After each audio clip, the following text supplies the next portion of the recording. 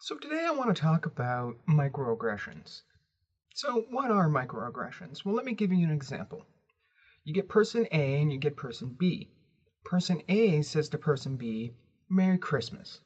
Person B feels that this is a microaggression because person B isn't Christian and they feel that person A is not representing other religions and other non-religious holidays when they say Merry Christmas.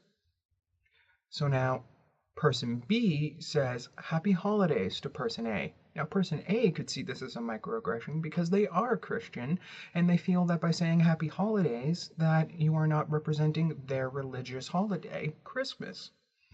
And so this is like the baseline of what microaggression is, a subtle or indirect discrimination against another group that you are perceived to not be a part of, whether it be a racial minority or a religious minority or a gender or sexuality orientation. But is microaggressions a legitimate concept? Is that what's really going on here? I say no. Now, allow me to explain a little bit here. Now, I'm not going to deny that there aren't cases in which when someone wishes someone a Merry Christmas, they are being a hardline Christian and deliberately ignoring any other holidays, religious or otherwise. And I'm not going to deny that when some people say happy holidays, they're purposefully trying to end the idea of Christmas and that it being the majority holiday in certain parts of the world. The thing is, though, that you can't know that that's the case. And what's actually happening here is that in either example, person A and person B are projecting their own fears and insecurities onto the context of what the other person is saying. Just because you've experienced times in which you've said happy holidays to someone and they've come back at you going, well, what about Christmas? And you're just trying to kill Christmas. You're waging war on Christmas. That doesn't mean that's going to be always the case for everyone who wishes you a Merry Christmas. Sometimes people are just wishing you a joyous winter solstice.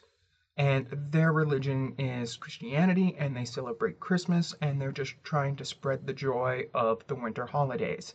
And the same goes true for people who wish you a happy holidays. They're just taking it from a different point of view of trying to be inclusive to all people.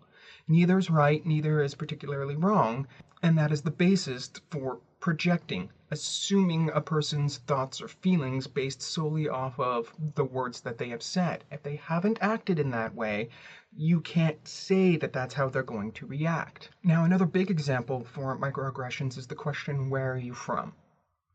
Asking a person of a different race or ethnic background, where are you from, is often seen as a microaggression towards them that you're implying that they don't belong here.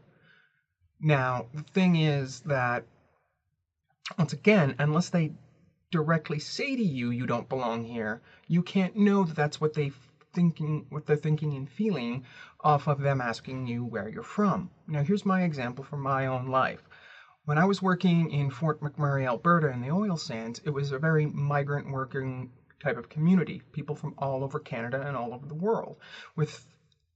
In my own crew, there was people from Vancouver, there was people from Halifax, there's people from Toronto and Edmonton, there was also someone from Chile, there was someone from New Zealand, from people from various places in the US, Nebraska, Ohio, all over the world. And I would ask them, where are you from? Because no one was really from Fort McMurray working in Fort McMurray. And I ask it because I have a general interest in people's stories and how they came to be in the same location at the same time as me. What was their series of events that led them to being there? So when you have someone who is of an obvious different racial group than you, it's safe to assume that they're from, at least somewhere down their line, from a certain part of the world. Now, my ethnic heritage is that on my mother's side, Lebanese, and on my father's side, Scottish. And it fascinates me to know how people from completely different parts of the world had kids, and then they had kids, and so on and so forth, and eventually ended up with me in this part of the world. So when I ask someone, where are you from? It's out of a general curiosity about how people move about the world and how it came to be that they're once again standing here talking to me. And now, once again, I'm not going to deny that there aren't cases in which people that ask you, where are you from, don't go on to try and make it feel like that you aren't welcome there. That the idea of you being an alien in your own land. But unless they're actually saying that to you, you can't know that, and nor can you assume that. At this point, you're projecting your own fears and insecurities onto what the person is saying. And unfortunately, that is just equally as prejudicial as them thinking that you are foreign. So just because something has happened before doesn't mean it's always going to be the case. And just because something happens a lot doesn't mean it's always going to be the case. Now, on more than one occasion, I've had people shout homophobic slurs at me from their car window as they drive by. Now, that doesn't mean that there's an asshole in every car that's going to start shouting at me every time they drive by. Nor does it mean that being outside in public isn't a safe place for me, particularly here in Canada. It's a perfectly safe place, even though that this does occasionally occur. Especially when there's parts of the world where it's acceptable to then get out of the car and physically attack queer people. That doesn't happen here in Canada. All I have to deal with is some words. Albeit hateful, bigoted words, but it's still just words. And I still have my ability to choose how those words affect me. I can choose if they're going to be hurtful or not. I have that choice. If someone was to come up and punch me, I can't choose as to whether or not that hurts. But I'm also not saying that shouting hateful shit from your car window is okay or that it should be tolerated. What I'm saying is that they're only doing it to get a reaction out of me. And if I deny them that reaction, they're going to stop doing it. Because it's not getting the results that they want. If I give them the results they want, it's only going to encourage them to continue the behavior. Since I have choice over how I interpret these words, I can project my own meaning onto these words. I can project my fears and my frustrations onto these words.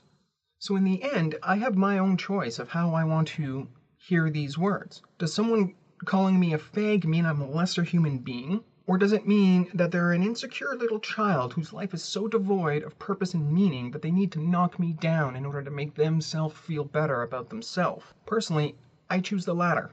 And the more you insult me, the more that this just confirms this in my own head.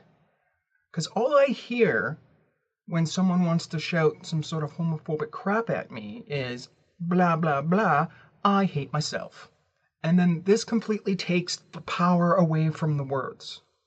They can say it all they want, and if that's all I'm hearing, that's all it's going to do for me, is confirm that they're an idiot. So anyways, that's just my theory on microaggressions. I'd like to know yours. Please leave them in the comment below, and until next time, bye. Thank you so much for watching. I look forward to reading your comments below. Please like and share, and please consider becoming a supporter on Patreon. The link is in the description below.